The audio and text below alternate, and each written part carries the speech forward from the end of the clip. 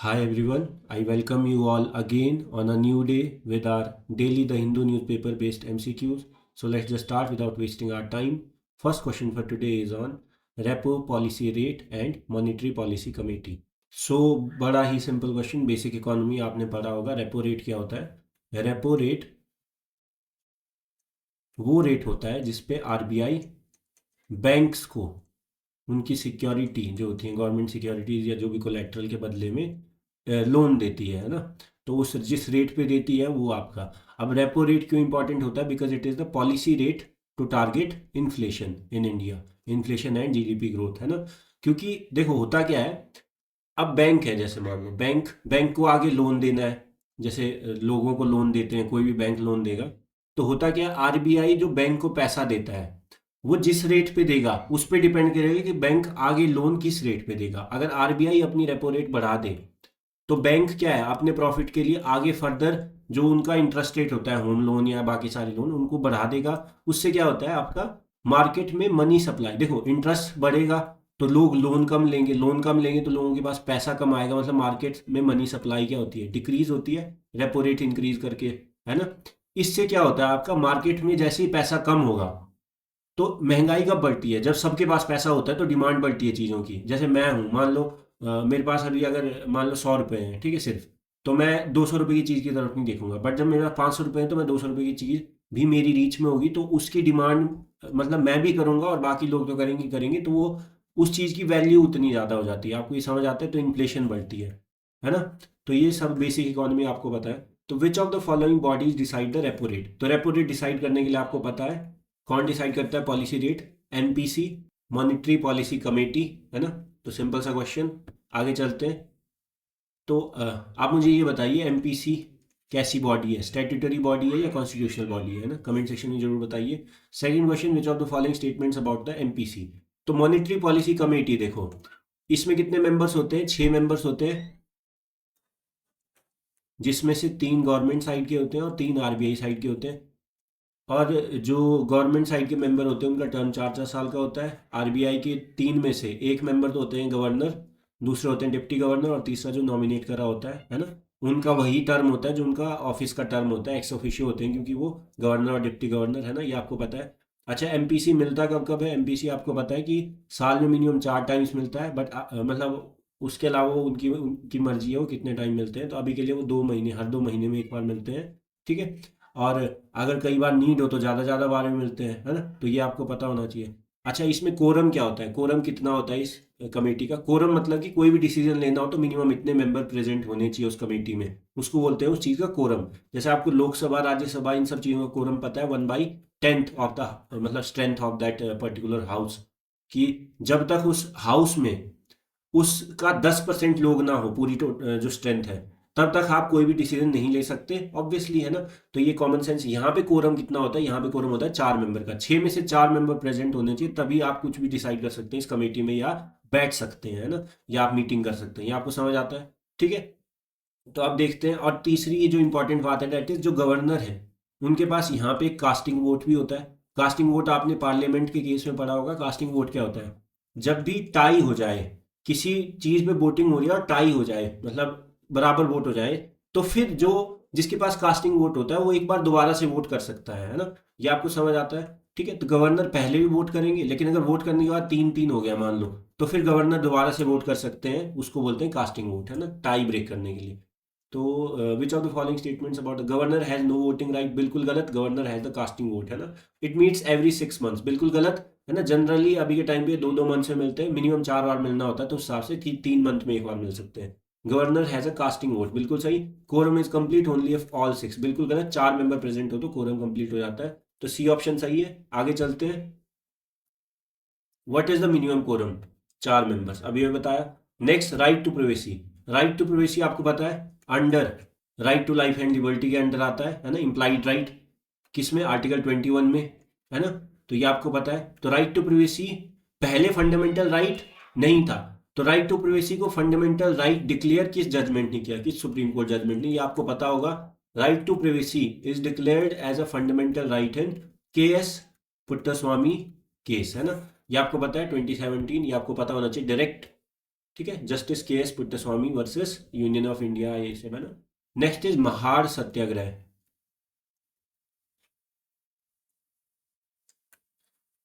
अच्छा, उससे पहले मैं ये पूछता हूँ आपसे, जैसे मैंने यहाँ पे बताया ना कि राइट टू प्रिवेसी, डायरेक्टली नहीं बट किसी आर्टिकल के अंदर इम्प्लाइड फंडामेंटल राइट है, ये आपको समझ आता है कि ओरिजिनल आर्टिकल है जैसे आपका लाइफ एंड लिबर्टी वाला, तो उसके अंदर राइट टू प्रिवेसी भी आता है, राइट टू मतलब ऐसे कि आपका मैसेज जैसे एनवायरमेंट क्लीन स्पेस, ये सब चीज़ें हैं ना।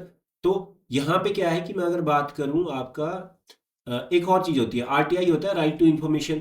तो right to information is implied under which article, मतलब implied under which fundamental right, ये भी आप मुझे कमेंट सेक्शन में बताएंगे। Next is Mahad Satyagraha. तो महाड़ सत्याग्रह आपने पढ़ा होगा हिस्ट्री में, it was led by doctor B R Ambedkar, तो ये आपको पता होना चाहिए, led by doctor B R Ambedkar. ये किस चीज़ के लिए था? ये था आपका सिंपली दलित राइट्स को लेके, और मेनली दलित राइट्स के साथ साथ जो आपका था that was for access to public water sources, like जो आपका टैंक्स होते हैं ना, ये सब आपको पता होना चाहिए, और साथ ही साथ कास्ट बेस्ड जो एक्सक्लूजन होता है उसको रिजेक्ट करने के लिए, तो उससे रिलेटेड था। ठीक है, और नॉन वायलेंट था, ये भी आपको पता होना चाहिए। नेक्स्ट इज मिलिट्री एक्सरसाइजेज, दो आपको पता होनी चाहिए, एक होती है एक्सरसाइज गरुड़ा, ठीक है, डायरेक्ट पूछते हैं कई बार, और दूसरी आपका है इसी नाम से है लेकिन गरुड़ा शक्ति है। एक गरुड़ा है एक्सरसाइज, एक गरुड़ा शक्ति एक्सरसाइज है, दोनों ही जॉइंट एक्सरसाइज है। पहली गरुड़ा है इंडियन और फ्रेंच एयरफोर्स के बीच में, किसके बीच में? इंडियन एंड फ्रेंच एयरफोर्स के बीच में, ना, air forces of India and French, अगर मैं बात करूं। नेक्स्ट इज एक्सरसाइज गरुड़ा शक्ति। गरुड़ा शक्ति आपका है स्पेशल फोर्सेस के बीच में, किस किस नेशन की? इंडिया एंड इंडोनेशिया, ये आपको पता होना चाहिए। ठीक है, exercise Garuda is between India and France की एयर फोर्सेस के बीच में, एक्सरसाइज गरुड़ा शक्ति इज इंडिया और इंडोनेशिया की स्पेशल फोर्सेस के बीच में, ये आपको डायरेक्ट पता होना चाहिए। आगे चलते हैं। Next is Kudankulam nuclear power plant, है ना, ये आपको पता होना चाहिए, बहुत इंपॉर्टेंट, बिकॉज अभी जैसे रशियन प्रेसिडेंट इंडिया आए तो आपको पता होना चाहिए। इंडिया और रशिया ने एक joint nuclear power plant develop किया है जिसका नाम है, ये आपको पता होना चाहिए। ठीक है, तो इस ये क्यों है? बिकॉज न्यूक्लियर एनर्जी के लिए, है ना। जब हम बात करते हैं फ्यूचर, तो future is about all these things, digital era की बात करूँ, क्लीन एनर्जी की बात करूँ, है ना, ये सारी चीज़ें। तो इंडिया एंड रशिया ने जॉइंटली इसको डेवलप करा है। Next is new FDTL rules. तो एफडीटीएल मतलब कि आपका flight duty time limitation rules, कि क्रूज जो आपका होते हैं क्रू, उनका रेस्ट और ड्यूटी टाइम क्या होगा उसको लेके रूल्स। फिर आपका जो इसमें क्या है कि आपका जो रूल्स चेंज हुए हैं, तो आपका जो वीकली रेस्ट है पायलट्स का जो वीकली रेस्ट पीरियड है वो 36 आवर्स से बढ़ा के 48 आवर्स किया गया है, 36 से बढ़ा के 48 आवर्स। और नाइट टाइम जो लैंडिंग्स होती हैं वो आपका 6 से घटा के 2 कर दी गई हैं, ये आपको पता होना चाहिए। ठीक है, पायलट के हिसाब से, तो ये आपको पता होना चाहिए ये नए रूल्स। ये क्यों इंपॉर्टेंट है? बिकॉज इसी को लेके आपको पता है इंडिगो जो आपका फ्लाइट कैंसिलेशन का जो इशू है वो है, इसी से रिलेटेड है। क्योंकि इसमें जब हम बात करते हैं कि आपको अगर रेस्ट देना है ज़्यादा से ज़्यादा पायलट को, तो वो तभी दे पाएंगे जब आपकी कंपनी के पास ऑल्टरनेट वर्क फोर्स होगा। उसके लिए आपको ज़्यादा से ज़्यादा हायरिंग करनी पड़ेगी, ताकि आपके पास एक टाइम पे ज़्यादा पायलट्स अवेलेबल हो, ताकि आप रेस्ट दे सकें बाकी लोगों को। लेकिन इंडिगो बिकॉज मार्केट मोनोपोली है, जब मैं सिविल एविएशन की बात करता हूँ, तो कहीं ना कहीं यहाँ पे फिर एक कैलकुलेटेड रीजनिंग लगती है कि मे बी बाई चॉइस इन्होंने ऐसा करा है टू शो दैट कैसे वो मार्केट डिसरप्ट कर सकते हैं, कैसे वो सिस्टम को डिसरप्ट कर सकते हैं। बाकी तो बात की बात है, तो आपको ये पता होना चाहिए अंडर द न्यू डीजीसीए भी आपको पता है, directorate general of civil aviation, जो एपेक्स अथॉरिटी है आपका इंडिया में सिविल एविएशन को लेके, है ना, जो भी फ्लाइट्स एंड ऑल होता है सिविल, अगर मैं बात करूँ तो मतलब जो लोग इधर उधर या ये सब चीज़ें हैं ना। तो ये जो नए रूल्स है, तो वीकली रेस्ट पीरियड आपका 36 से बढ़ा के कर दिया गया है पायलट के लिए 48 आवर, है ना। इस चक्कर में आपका जो अभी इशू है रिसेंट वो, और इसलिए फिर आपका क्या है कि अभी जो इंडिगो का पिछले कल जो फ्लाइट कैंसिलेशन का एक क्राइसिस हुआ था, उसके चक्कर में इन्होंने थोड़ा एक्सटेंशन दिया है कि आप ठीक है गाइडलाइंस फॉलो करने के लिए आपको फरवरी 10 तक का टाइम दे रहे हैं। तब से पहले आप जो भी आपको वर्कफोर्स चाहिए वो हायर कर लो, जो भी आप फुली फिट हो जाओ उस चीज़ के लिए, है ना।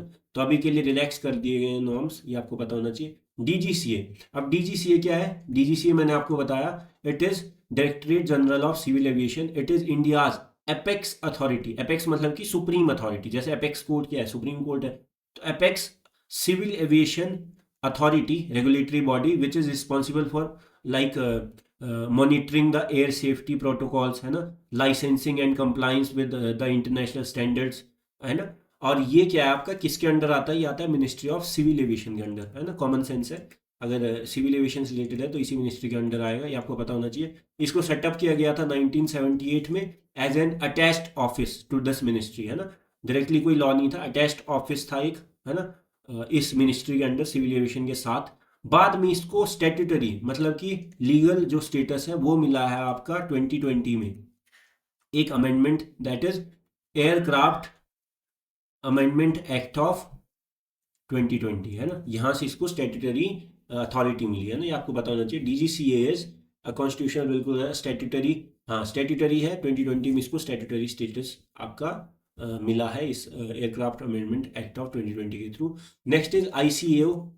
जब हम बात करते हैं आईसीएओ की, तो आईसीएओ आपका है इंटरनेशनल सिविल एविएशन ऑर्गेनाइजेशन, पूरे वर्ल्ड लेवल पे। जब हम बात करते हैं कि इंटरनेशनल स्टैंडर्ड्स की अगर मैं बात करूं, जो आपका जो भी मूवमेंट होता है एयर स्पेस में, एयर ट्रांसपोर्ट का जो भी डेवलपमेंट है, सेफ्टी की अगर बात करूँ, सिक्योरिटी की बात करूँ, एफिशिएंसी की बात करूँ, साथ ही साथ आपका इन्वायरमेंट से रिलेटेड हमें ध्यान रखना पड़ता है, सारी चीज़ें, है ना। तो इन सबको जो भी एक स्टैंडर्ड सेट कौन करता है, ये करता है आईसीएओ।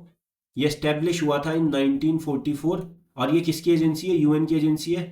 अच्छा मुझे मैं आपसे कमेंट सेक्शन में जरूर आंसर कीजिएगा, आईसीएओ जो है, आईसीएओ वो किस कन्वेंशन से आया था, है ना, एक कन्वेंशन था बहुत फेमस, उस कन्वेंशन का नाम आप कमेंट सेक्शन में जरूर कमेंट कीजिएगा। अगर आपको पता है, नहीं भी पता है तो आप सर्च करके कमेंट कर सकते हैं, मैंने आपको बताया है, उससे आपको ज़्यादा टाइम तक याद रहेगा जो आप खुद से सर्च करके पता करते हैं ना। तो ICAO is non UN specialised, बिल्कुल सही है ना। तो इजी सा आंसर था, ये आपको पता होना चाहिए। ये ग्लोबल एविएशन सेफ्टी और जो भी ये सारी चीज़ें होती हैं उनको लेके इंटरनेशनल लेवल पे एक अथॉरिटी है ना।